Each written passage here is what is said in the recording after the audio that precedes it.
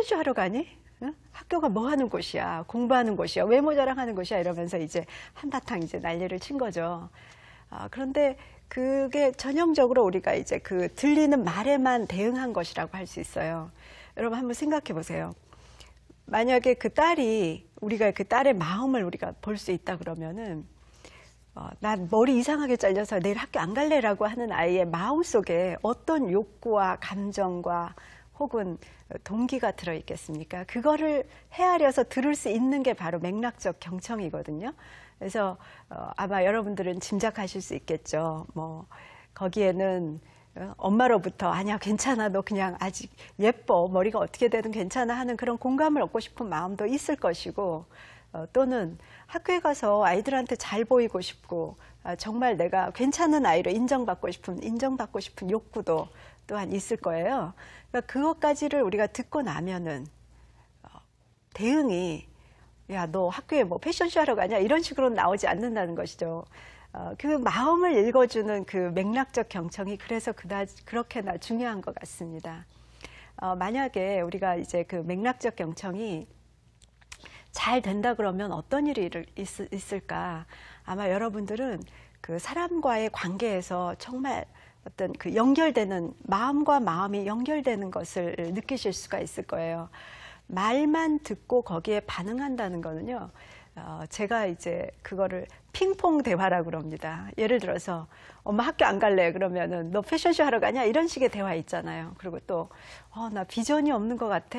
동료가 예를 들어서 그렇게 얘기하면은 그래 비전 만들면 되잖아. 뭐 이런 식의 대화. 그러니까 그거는 그 사람이 그 말을 통해서 하고자 하는 그 욕구와 감정까지를 듣지 못하기 때문에 아주 피상적인 그런 대화를 끝나는 것이죠. 그래서 맥락적 경청을 하기 위해서는요. 우리가 우선은 주의 집중하는 게 되게 필요합니다. 아까 제가 경청이 어렵다라고 말씀을 드렸는데요. 왜 그렇게 어려운가? 우리는 흔히 이런 말을 해요. 대화를 할 때 말하는 사람과 듣는 사람이 있는 게 아니라 말하는 사람과 곧 말할 사람이 있다 하는 얘기를 하는데 그 얘기는 바로 그만큼 우리가 하고 싶은 얘기를 참고 상대방이 얘기하는 거를 주의 집중하는 게 어렵다는 거를 말하겠죠. 자, 그래서 우선 첫째가 우리가 해야 될 게 주의를 기울이는 연습입니다. 즉, 여러분이 뭔가를 하고 있다가 컴퓨터를 보고 있다가 또는 뭔가를 자료를 뒤적이고 있다가라도 정말 그 사람한테 맥락적 경청을 하려면요. 그거를 잠깐 내려놓고 그 사람한테 초점을 맞추고 주의 집중을 해야 됩니다. 그리고 나서 또 말하는 거를 이제 들을 때 이 사람이 무슨 말을 하고자 하는가에 대해서 너무 빨리 판단을 하지 마세요. 너무 이제 일찍 예단을 하고 그 얘기 그거 내가 아는 얘기인데 또는 그런 경우에 어떻게 하면 되는데 하는 식의 그 판단을 가지고 듣다 보면은요.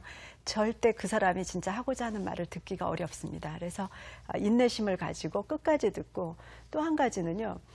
이게 방해가 될 때가 있어요. 들을 때 내가 어떤 반응을 보여야 될까? 이 사람이 지금 내가 어떻게 말해주길 바랄까 하면서 내가 하고 싶은 그 대응책을 생각하느라고 진짜 중요한 경청을 놓칠 때가 있어요. 이런 일은 특히 상사와의 대화에서 많이 일어납니다. 우리가 이제 긴장을 하잖아요. 그리고 저 사람한테 내가 어떻게 보일까? 어떻게 보여야 좋을까? 내가 지금 말은 제대로 하고 있고 표정은 제대로 되고 있고 옷은 괜찮나 이런 식으로 자기 자신에 대해서 신경 쓰다 보면은 또 내가 어떤 대응을 해야 내가 똑똑하게 보일까? 이런 식의 얘기는 다 뭐예요? 다 자기 자신에 대해서 지금 신경 쓰고 있는 것이거든요. 그럴수록 상대방이 진짜 하고 싶은 말의 의미와는 멀어지기 때문에 특히 상사와의 대화를 할 때에도 그 사람이 진짜 하고 싶은 말이 무엇인가를 주의 기울여서 듣는 것이 진짜 필요하다고 생각이 되네요. 그리고 또 한 가지는 이 맥락적 경청을 하는 것의 그 혜택에 대해서 좀 말씀을 드려볼게요. 맥락적 경청을 잘해주면은요, 우리는 보통 말을 하는 사람이 대화에서 능동적인 역할을 하고 듣는 것은 수동적인 역할을 한다라고 생각하는데 그렇지 않습니다.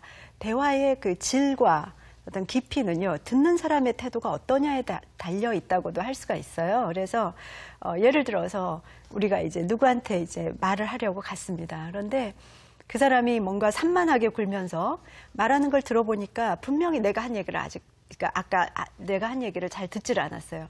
그러면 보통 어떻습니까? 얘기를 끝까지 하기보다는 얘기하고 싶었던 거에 한 절반도 얘기 안 하고 돌아와 버리는 경우가 있잖아요. 그래서 그게 바로 이제 듣는 사람의 태도에 따라서 말하는 사람도 이제 산만해지고 더 이상 말할 동기를 없게 되는 그런 경우인데요. 거꾸로 우리가 맥락적으로 잘 들어주면은 말하는 사람이 자기가 말하면서 하던 그 생각도 좀 정리가 되고 심지어 자기가 생각하지 못했던 아이디어까지 막 새로 얘기를 하게 됩니다. 그래서 그거는 간단한 실험을 우리가 해봐도 좋은데요. 한번 여러분들 그 직장에서 또 친구들과 대화할 때 또는 고객과 대화할 때 사람들이 대화하는 모습을 유심히 관찰해 보세요. 굉장히 재미있는 현상을 발견하실 수 있을 겁니다. 사람들은요, 온전하게 상대방의 말을 귀를 기울이고 듣기보다는 보통 이런 식입니다. A라는 사람이 어떤 얘기를 해요. 그러면 B는 A라는 사람의 얘기를 듣다 보니까 생각난 어떤 다른 얘기를 또 합니다. 그러면 그 옆에 있던 C는 그 두 사람의 얘기에서 촉발된 어떤 그 자기 생각을 또 거기에다 얹습니다. 그러니까 정말 들어주는 사람은 적다라고 할 수 있겠죠. 그래서 그 정도로 경청이 귀한 시대가 아닌가라는 생각을 하고요. 경청을 잘해주면은 우리가 그 치유 효과가 있다고 얘기를 해요. 정말로 그 많은 심리학자들의 연구 결과에 의하면 경청만 잘해줘도 혈압이 내려가고 맥박이 정상화되고 좋은 호르몬이 분비된다고 할 정도로 그 직장에서의 경청이 그렇게 중요한 것 같습니다. 그래서 징기스칸이 그런 얘기를 했어요. 내 귀가 나를 가르쳤다는 얘기를 합니다. 나는 내 이름도 쓸 줄 모르는 진짜 무학의 사람이었지만